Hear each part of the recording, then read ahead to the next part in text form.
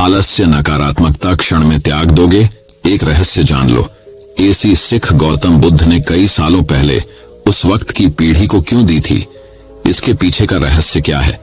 आज इसी रहस्य के बारे में हम गौतम बुद्ध की कहानियों के माध्यम से जानेंगे। तो बिना देर किए चलिए उन कहानियों की शुरुआत करते हैं। पहली कहानी, इंसान की बर्बादी के 4 कारण। एक साधु की कहानी।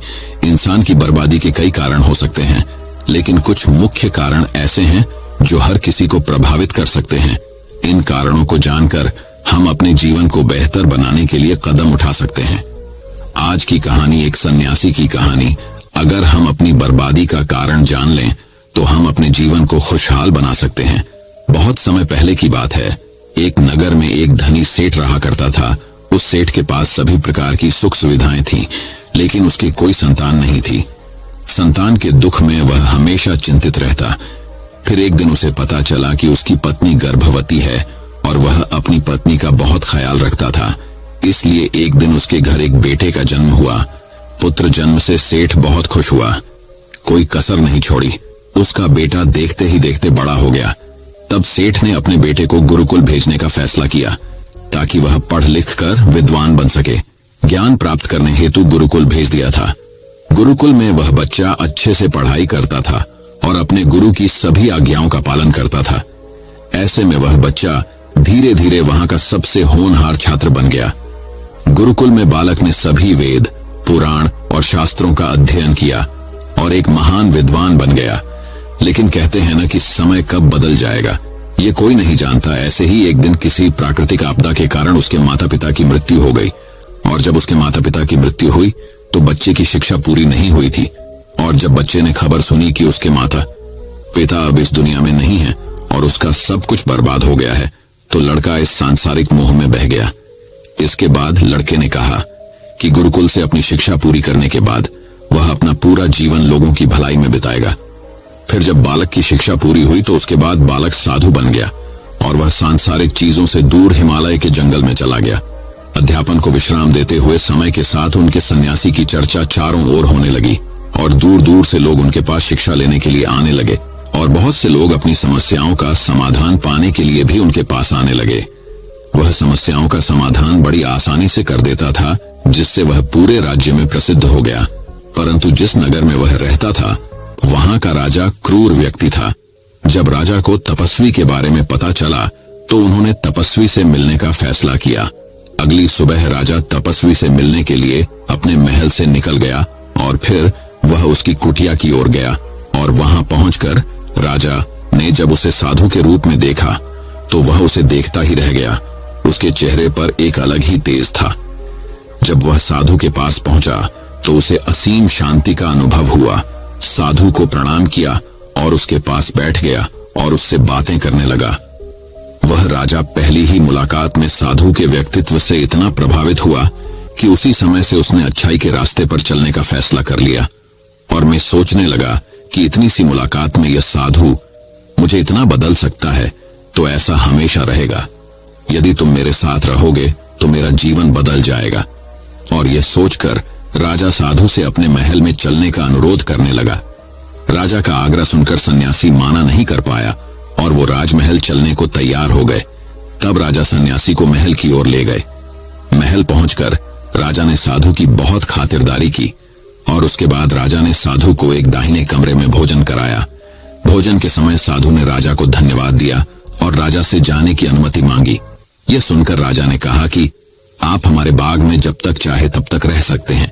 आपको यहाँ किसी भी प्रकार की असुविधा नहीं होगी, और आप यहाँ रहेंगे तो हमारे लोगों को भी अच्छा लगेगा और हमें भी अच्छा लगेगा। यह सुनकर साधु ने राजा का प्रस्ताव स्वीकार कर लिया। राजा के आदेशानुसार सेवकों ने एक सुंदर कुटिया बनाई। उसके बाद साधु उसी कुटिया में रहने लगा। राजा ने उनकी बहुत सेवा की, लेकिन कई वर्षों के बाद राजा और रानी को किसी जरूरी काम से दूसरे राज्य में जाना पड़ा। लेकिन उन्होंने साधु की सेवा के लिए एक सेवादार नियुक्त कर दिया। लेकिन राजा के जाने के बाद वह सेवादार बीमार पड़ गया और अपने घर चले गए, और कभी लौट कर वापस नहीं आया। तो तपस्वी को गुस्सा आ गया और उसने राजा को खूब खरी खोटी सुनाई और राजा से कहा कि जो जिम्मेदारी आप पूरी नहीं कर सकते वह जिम्मेदारी आप क्यों लेते हो। तब राजा ने तपस्वी से पूछा और कहा कि सन्यासी, क्या मुझसे कोई गलती हो गई है तो इसके लिए मैं आपसे क्षमा मांगता हूँ। कृपया मुझे क्षमा करें और मेरा क्रोध शांत करें और बताएं कि क्या हुआ था। यह सुनकर साधु ने उससे कहा कि तुम्हारे जाने के बाद मुझे यहाँ किसी ने भोजन नहीं दिया और मुझे कई दिनों तक कष्ट सहना पड़ेगा। यहाँ आकर मैं भूखा रहा और किसी ने मुझसे मेरा हाल भी नहीं पूछा। यह सुनकर राजा ने तपस्वी से माफी मांगी और कहा कि आज के बाद ऐसी गलती नहीं होगी। फिर कुछ देर बाद मामला शांत हुआ। जब राजा और तपस्वी के बीच बातचीत चल रही थी, रानी भी छुपकर सुन रही थी यह सारी बातचीत। उसके बाद राजा ने उसे तपस्वी से शिकायत का मौका नहीं दिया और उसकी खूब सेवा की। लेकिन कुछ दिनों के बाद राजा को किसी जरूरी काम से अपने राज्य से बाहर जाना पड़ा। लेकिन इस बार राजा ने राज्य से बाहर जाने से पहले अपनी रानी से कहा कि जब तक मैं ना आऊं तब तक तुम स्वयं ही उस तपस्वी की देखभाल करोगी। यह सुनकर रानी बोली, हाँ महाराज, आप अवश्य जाइए, मैं सन्यासी महाराज की अच्छी देखभाल करूंगी। बाद में रानी प्रतिदिन भोजन बनाकर सन्यासी महाराज के पास भेजती थी। लेकिन एक दिन रानी स्नान करने चली गई और साधु को भोजन देना भूल गई। भोजन क्यों नहीं आया, इसके बाद साधु ने सोचा कि वह स्वयं महल में जाकर देखेगा कि अब तक भोजन क्यों नहीं आया, और फिर वह महल में पहुंच गया। जब वह महल के अंदर पहुंचा तो वहां उसकी नजर रानी पर पड़ी। रानी के लंबे लंबे गाने काले केस जो कि उसकी कमर पर लहरा रही थी, उसकी कजरारी आंखें जो देखने मात्रा से ही घायल कर दे, उसकी हिरानी जैसी चाल। रानी के इतने सुंदर रूप को देखकर सन्यासी चकित हो गया और रानी की सुंदरता सन्यासी के मन में घर कर गई और वह वहां से बिना कुछ कहे ही अपनी कुटिया में लौट आया। सन्यासी रानी के रूप की सुंदरता को भुला ना सका और वह खाना पीना छोड़कर अपनी कुटिया में पड़ा रहा। उसने कई दिनों तक कुछ भी नहीं खाया, जिस वजह से वह बहुत कमजोर हो गया। फिर कुछ समय बाद राजा वापस लौटे और जब उसे सन्यासी की हालत का पता चला तो वह सीधे सन्यासी के पास पहुंच गए और बोले कि ही भगवान, क्या बात है, आपको क्या हो गया और आप इतने कमजोर कैसे हो गए? किस गहरी सोच में डूबे हो? क्या मुझसे कोई गलती हो गई है? तब साधु ने कहा, नहीं राजन, आपने कोई गलती नहीं की है। ये सुनकर राजा बोले, तो फिर क्या बात है, आप मुझे बताएं, मैं आपकी समस्या का समाधान अवश्य करूंगा। ये सुनकर तपस्वी ने राजा से कहा कि आपकी रानी की अद्भुत सुंदरता को देखकर मैं उसकी सुंदरता पर मोहित हो गया हूं और अब मैं रानी के बिना नहीं रह सकता। ये सुनकर राजा हैरान हो गया और कुछ देर सोचने के बाद राजा ने उसे सन्यासी से कहा, मैं आपको रानी दे दूंगा। यह सुनकर सन्यासी बहुत प्रसन्न हुआ। फिर राजा सन्यासी को लेकर महल चले गए और जब राजा और सन्यासी महल पहुंचे तो उस दिन रानी ने अपने सबसे सुंदर वस्त्र और आभूषण पहने थे। फिर राजा रानी के पास गया। राजा ने रानी से कहा कि इस साधु की मदद करनी चाहिए, वह बहुत कमजोर स्थिति में जा चुका है और मैं नहीं चाहता कि एक बुद्धिमान व्यक्ति की हत्या का कलंक मेरे सिर पर लगे। राजा की यह बात सुनकर रानी ने राजा से पूछा कि आखिर इन सन्यासी के इस दुख का कारण क्या है? तो राजा ने रानी से कहा कि सन्यासी आपकी अद्भुत सुंदरता के दीवाने हो गए हैं। राजा की यह बात सुनकर रानी ने कहा कि राजन, आप चिंता मत करिए, अब आप सब कुछ मेरे ऊपर छोड़ दीजिए। मुझे पता है कि मुझे अब क्या करना है। आपके ऊपर ना तो सन्यासी की हत्या का पाप लगेगा और ना ही उससे मेरे पवित्र धर्म का नाश होगा। रानी की यह बात सुनकर राजा ने रानी को सन्यासी को सौंप दिया। उसके बाद सन्यासी रानी को लेकर कुटिया पर पहुंचे। जब रानी सन्यासी की कुटिया पर पहुंची, रानी ने सन्यासी से कहा कि हमें रहने के लिए घर चाहिए, हम इस झोपड़ी में नहीं रह सकते। यह सुनकर सन्यासी राजा के पास गया और राजा से जाकर बोला कि हे राजन, हमें रहने के लिए घर चाहिए। सन्यासी की बात सुनकर राजा ने उनके लिए घर का प्रबंध कर दिया। फिर सन्यासी रानी को लेकर घर पहुंचा। जब रानी सन्यासी के साथ उसके घर पर पहुंची तो रानी ने सन्यासी से कहा कि यह घर तो बहुत गंदा है और इसकी हालत बहुत खराब है, मैं इस घर में नहीं रह सकती। ये सुनकर सन्यासी फिर से राजा के पास गया और राजा के पास जाकर बोला कि ही राजन, जो आपने हमें घर दिया है उसे घर की हालत बहुत खराब है। सन्यासी की बात सुनकर राजा ने उसे घर की हालत ठीक करवा दी। उसके बाद फिर रानी घर के अंदर गई और नहा धोकर बिस्तर पर आ गई। तभी साधु भी बिस्तर पर आ गया।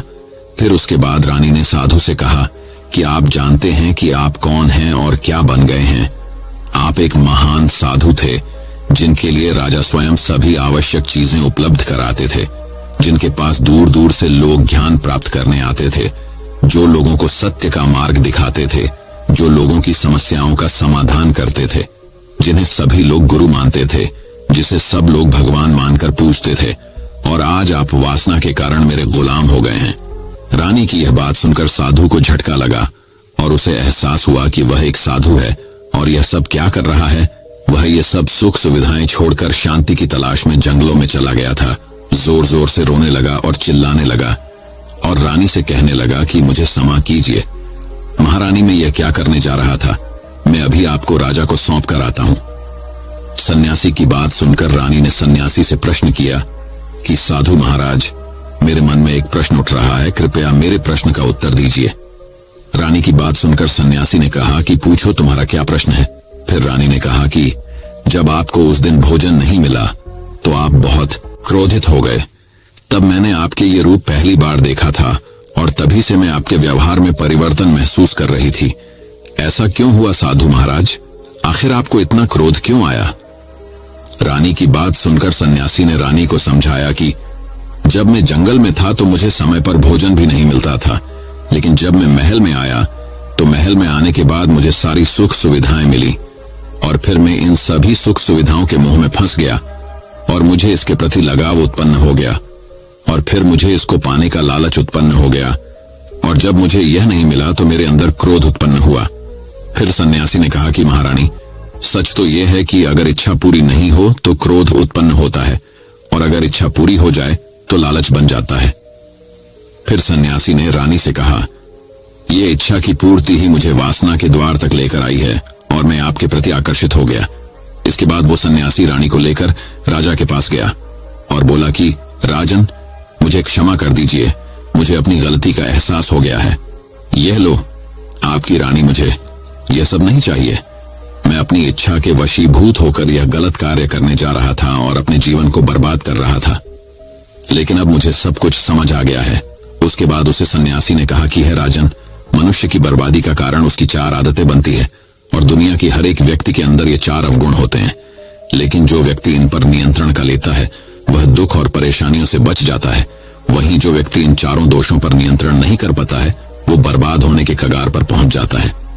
यह सुनकर राजा ने कहा कि महाराज, आप मुझे वो 4 आदतें बताइए जिससे कि मनुष्य की बर्बादी हो जाती है। फिर ने राजा को मनुष्य को बर्बाद करने वाली आदतों के बारे में बताया कि हे राजन, मनुष्य को बर्बाद करने वाली पहली आदत है इच्छा, क्योंकि इच्छा ही दुनिया की हर एक व्यक्ति के अंदर सबसे पहला अवगुण होता है और जो व्यक्ति अपनी इच्छाओं को नियंत्रण में नहीं रख पाता है वह जीवन के किसी भी क्षेत्र में सफल नहीं हो पाता है, क्योंकि जैसे ही उसकी एक इच्छा पूरी होती है वह दूसरी की ओर बढ़ाने लगता है और दूसरी पूरी होती है तो तीसरी इच्छा उसके मन में जागृत हो जाती है और फिर ऐसे करते करते इच्छाओं पर नियंत्रण न होने के कारण इसी जाल में उलझा रहता है और दुखी रहता है। इसीलिए राजन, जब हम इच्छाओं पर नियंत्रण पा लेते हैं तो हम हमारे मन पर भी नियंत्रण पा लेते हैं और जब हमारा मन हमारे बस में होता है तो हमें सुखी प्राप्ति होती है। फिर जो हम चाहते हैं वही हमारे साथ होता है। फिर सन्यासी कहता है कि हे राजन, मनुष्य को बर्बाद करने वाली दूसरी आदत है वासना। वासना का जन्म हमारे मन में उठने वाली इच्छाओं से होता है। जिस प्रकार इच्छा का कोई अंत नहीं होता और मनुष्य वासना के जाल में फंसता ही चला जाता है। वासना के वशीभूत होकर मनुष्यों को कुछ भी नजर नहीं आता है। आज तक जितनी भी लड़ाइयां हुई हैं उनका सबसे बड़ा कारण स्त्री को पाने की इच्छा ही रही है।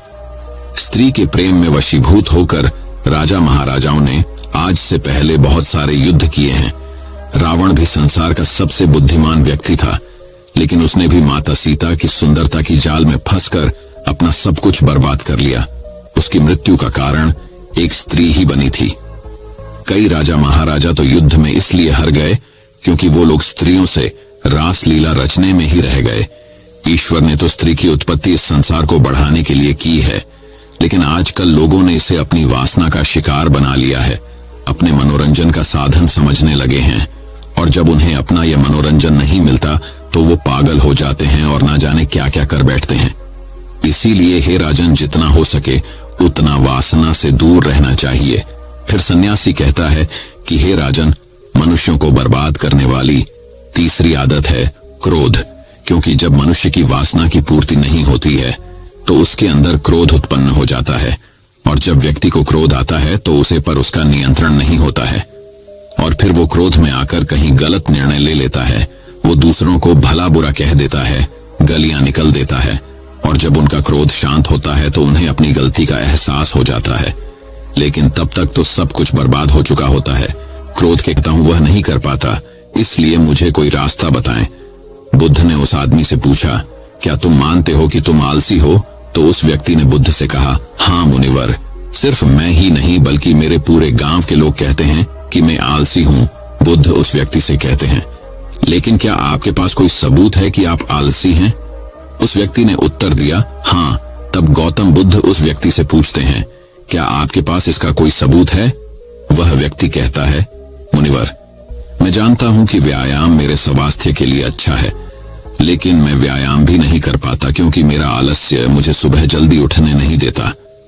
बुद्ध ने कहा, लेकिन क्या तुम्हें पता है आलस्य क्या है? उस व्यक्ति ने कहा, मुझे नहीं पता कि आलस्य क्या है, लेकिन जो भी है वह बहुत बुरा है। बुद्ध ने कहा, सबसे पहले तुम्हें यह समझ लेना चाहिए कि जो भी चीज है प्राकृतिक रूप से उसका कुछ न कुछ उपयोग होता है, वह बुरा नहीं होता है। यह अच्छा आलस्य एक भावना है, यह एक विचार है जो हम अनजाने में खुद से पैदा करते हैं। आदमी ने पूछा, लेकिन यह कैसे है मुनिवर? तो बुद्ध ने कहा कि आलस्य पैदा होता है, इसके दो कारण हैं, पहला शारीरिक और दूसरा मानसिक। जब हम अपने किसी भी भोजन को देते हैं शरीर में जिसके अंदर जीवन शक्ति नहीं होती, हमारे शरीर में आलस्य पैदा हो जाता है, क्योंकि यह शरीर ऊर्जा से चलता है और जैसा हम इसे देते हैं ये वैसा ही विचार करता है, ये वैसा ही व्यवहार करता है। हमारे शरीर के अंदर आलस्य का एक और कारण गलत तरीके से बैठना है, गलत तरीके से सोना और गलत तरीके से चलना। हम कभी इस बात पर ध्यान नहीं देते कि हमारा बैठना, लेटने और सोने की स्थिति सही है या नहीं। अगर हम बौद्ध भिक्षुओं को देखें तो पाएंगे कि वे जब बैठते हैं उनकी रीढ़ की हड्डी बिल्कुल सीधी होती है। जब वे सोते हैं तो उनके शरीर के किसी भी हिस्से पर कोई दबाव नहीं पड़ता है और जब वे चलते हैं तो उनके शरीर के किसी भी हिस्से पर कोई दबाव नहीं पड़ता है। उनके दो कदमों के बीच एक लय होती है। शारीरिक स्तर पर आलस्य का तीसरा कारण सुबह जल्दी न उठ पाना है। ये सुनकर व्यक्ति कहता है, हाँ मुनिवर, मैं सुबह जल्दी नहीं उठ पाता। ये सुनकर बुद्ध मुस्कुरा देते हैं और कहते हैं कि आप सुबह जल्दी उठ सकते हैं।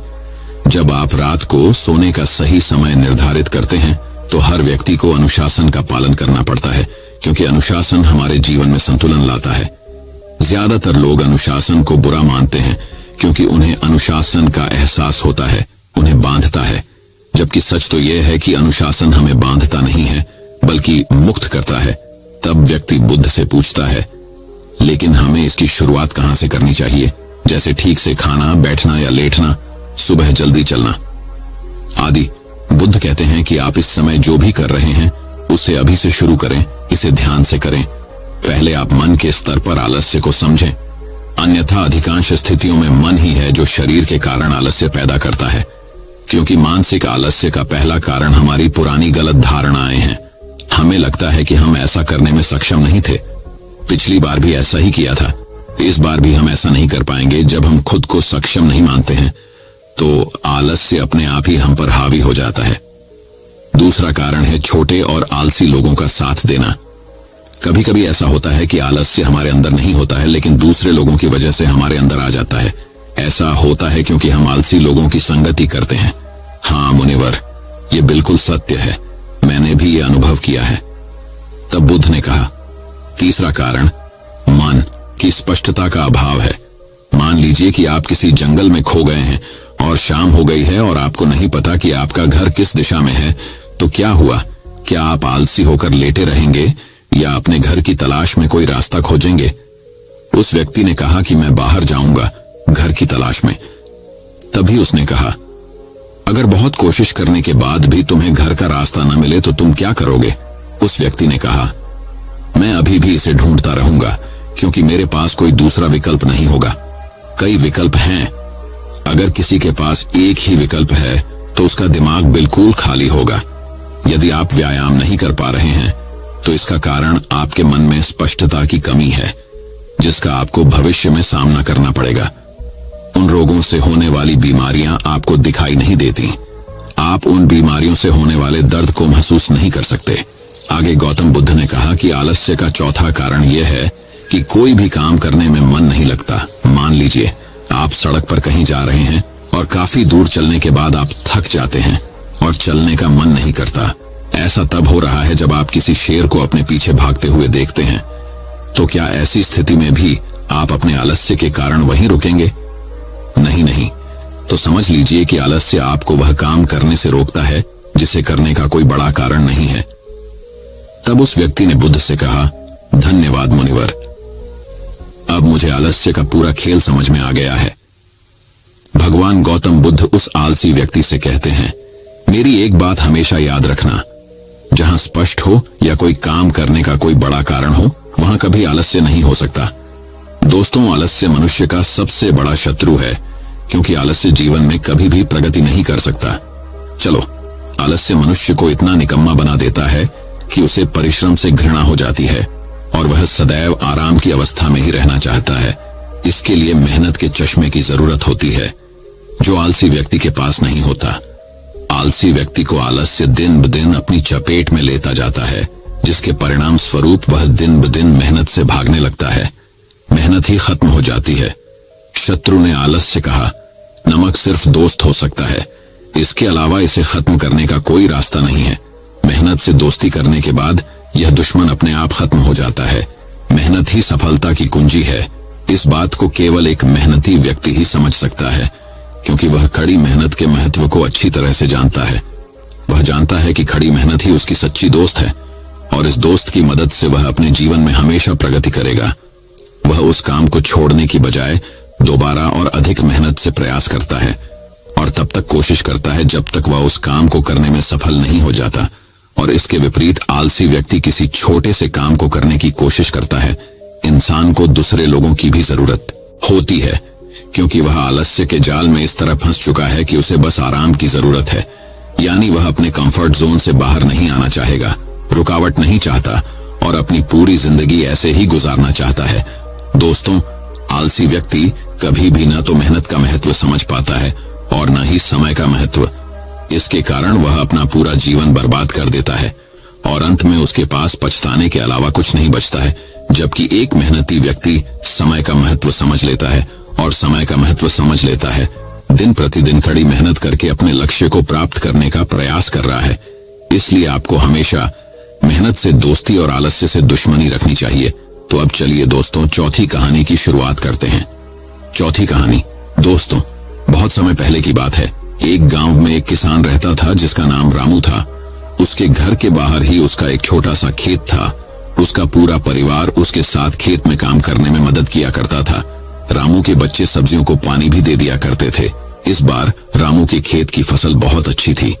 वह अपनी पत्नी से कहता है कि इस बार हमारी फसल बहुत अच्छी है और अगर सब कुछ सही रहा तो हम इस बार फसल बेचकर अपना पक्का घर बना लेंगे। इतना कहने के बाद वह अपनी पत्नी सरला से कहता है कि मैं बाजार जा रहा हूँ कुछ सब्जियों और धन को बेचने के लिए, तुम खेत में कीटनाशक दवाइयां छिड़क देना। इतना कहने के बाद वह बाजार चला जाता है और इधर उसकी पत्नी, बच्चे और खेत का सारा काम खत्म कर देते हैं। जब रामू बाजार से वापस आता है तो वह बहुत खुश होता है और अपनी पत्नी से कहता है कि हमारी सब्जियां उच्च गुणवत्ता वाली है, हमें इस बार बाजार में बहुत अच्छे दाम मिलेंगे। बाजार में जल्दी से सब्जियां तोड़कर बेचनी होगी। यह सुनकर उसकी पत्नी ने कहा, ठीक है, हम कल ही सारी सब्जियां तोड़कर बाजार में बेचने के लिए तैयार कर देंगे। इतना कहने के बाद वह अपने परिवार के साथ खुशी खुशी सो जाते हैं। लेकिन रात में अचानक बारिश होने लगती है। बारिश होने की वजह से रामू बहुत दुखी होता है और वह अपनी पत्नी को उठाता है और कहता है, सरला, ये देखो कितनी तेज बारिश हो रही है। इससे सरला भी बहुत दुखी हो जाती है और वह कहती है, हे भगवान, हमारी फसल का क्या होगा। दोनों पति पत्नी भगवान से बारिश बंद होने के लिए प्रार्थना करने लगे, लेकिन बारिश रुकने का नाम ही नहीं ले रही थी। यहाँ तक कि कुछ देर बाद ओले भी पड़ने लगे। पूरे खेत में बारिश का पानी भर गया। इससे वह दोनों बहुत परेशान थे। रामू ने कहा, सरला, बारिश का पानी बढ़ता जा रहा है, धीरे ये पानी हमारे घर में भी भरने लगेगा और हवा की वजह से हमारे घर का छप्पर भी टूटने लगा है।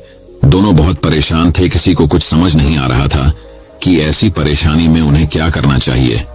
सरला ने अपने दोनों बच्चों को उठाया और अपने पति के साथ किसी सुरक्षित स्थान पर जाने का फैसला किया।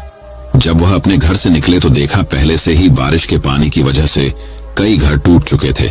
पूरे गांव में पानी भर चुका था और गांव के अन्य लोग भी अपना सामान सर पर रखकर गांव से निकल रहे थे। पूरा गांव दुखी था। सभी एक दूसरे की मदद कर रहे हैं। सभी गांव वाले गांव के बाहर के पुल के ऊपर आकर रुक गए। कुछ समय बाद बारिश रुक गई और अगले दिन सुबह सरकारी लोग गांव में फंसे लोगों के लिए खाना लेकर आए। गांव वाले खाने को देखकर कर्मचारियों की ओर दौड़े। रामू को भी खाने के कुछ पैकेट मिल गए थे। रामू ने वह खाने के पैकेट अपने बच्चों को खिला दिए और दोनों पति पत्नी भूखे रहे। अब गांव वालों को कुछ राहत सी महसूस होने लगी। अब उन्हें पूरी उम्मीद थी कि वह अब अपने गांव में लौट जाएंगे, लेकिन तभी थोड़ी देर बाद फिर से बारिश होना शुरू हो गई। इस बार बारिश बहुत देर से लगातार पड़ रही थी। पानी बढ़ता जा रहा था, जिसकी वजह से गांव में राहतकर्ता भी खाना लेकर नहीं आए थे। इस पर रामू ने कहा कि इस बार हमारे गांव में सरकारी गाड़ियां खाना लेकर नहीं आएंगी। मैं खाना लेने के लिए गांव से बाहर जाता हूं।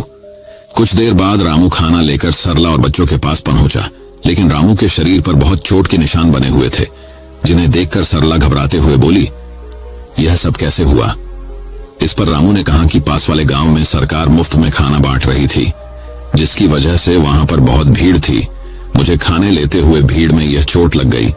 इतना सुनकर सरला रोने लगी और कहने लगी, जो हाथ अनाज उगाते थे आज वह खुद अनाज के लिए परेशान है।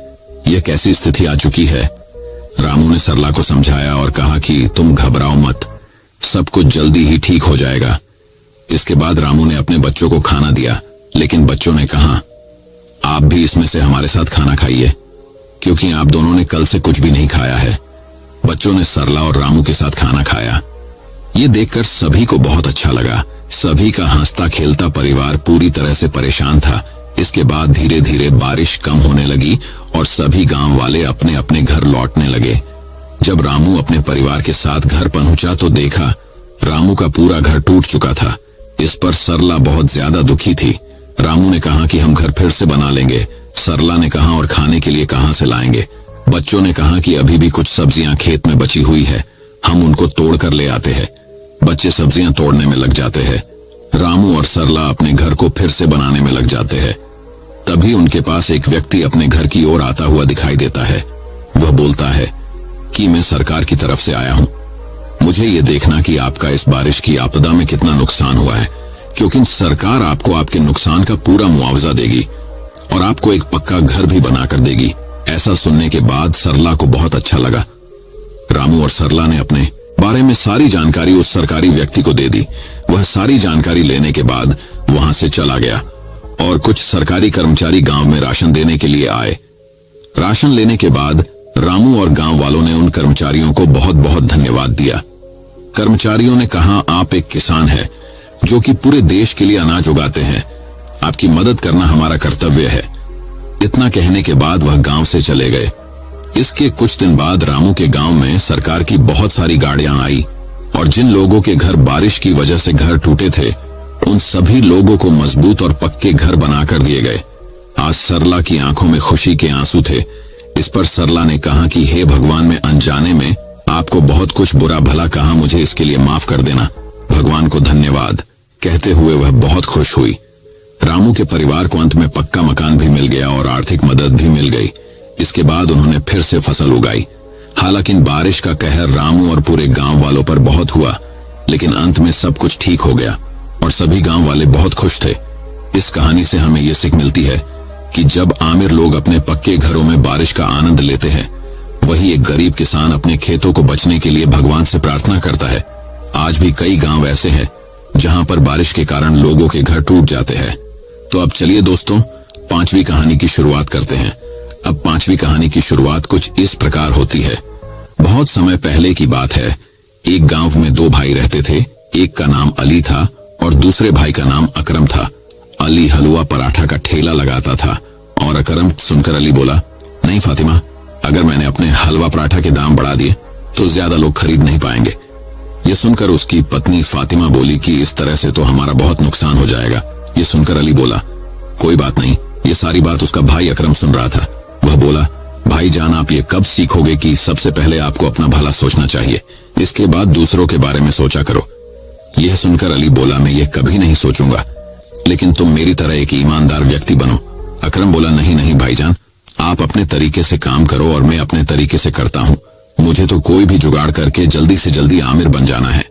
यह सुनकर अली बोला, ठीक है, लेकिन एक बात का हमेशा ख्याल रखना कि तेरी वजह से किसी का कोई नुकसान नहीं होना चाहिए।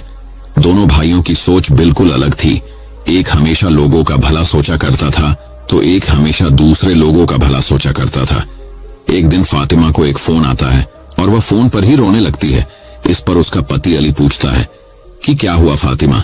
वह रोते हुए बोली कि आपकी चाची जिंदा नहीं रही है। यह सुनकर अली चाची के यहाँ चला जाता है और अपने भाई अकरम से कहता है कि जब तक मैं बाहर जा रहा हूं तुम मेरा ठेला चलाते रहना। और वह जाते जाते कह जाता है कि हमेशा महंगे सामान ही खरीदना, क्योंकि इन सस्ते सामने में केमिकल मिला हुआ रहता है। अकरम यह सुनकर कहता है, ठीक है भाईजान, मैं ख्याल रखूंगा। यह कहकर अली अपनी पत्नी फातिमा के साथ गांव चला जाता है और इधर अकरम अली का हलवा पराठे का ठेला लगाने के लिए चला जाता है। ग्राहक ठेले पर आकर अली के बारे में पूछा करते थे कि अली भाई कहां पर गए हैं। अकरम ने कहा, वह अभी गांव गए हैं, कुछ दिन में वापस आ जाएंगे। वह ठेले पर हलवा पराठा बनाकर बेच रहा था। सब कुछ ठीक चल रहा था। फिर उसने देखा कि तेल का डब्बा खत्म होने वाला है। अकरम ने कहा, सारा सामान कल सुबह खरीद लेता हूं। वह अगली सुबह सामान खरीदने के लिए होलसेल की दुकान पर पहुंचा।